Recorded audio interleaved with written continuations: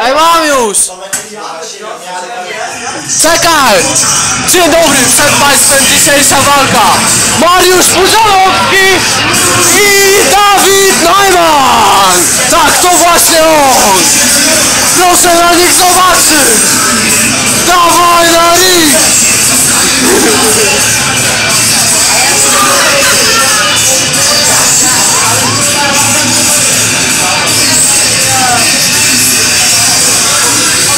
Dawaj na nich!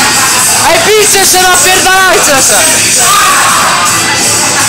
No i proszę Państwa, Mariusz Pudzianowski spierdolił z ringu, ale łapie kiełbaski! Mistrzu, wygrał! Odejdź!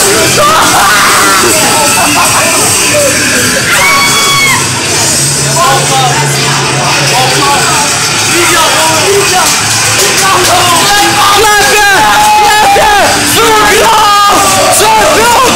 Jak się pan czuje po dzisiejszej walce? Proszę, a to jego kobieta,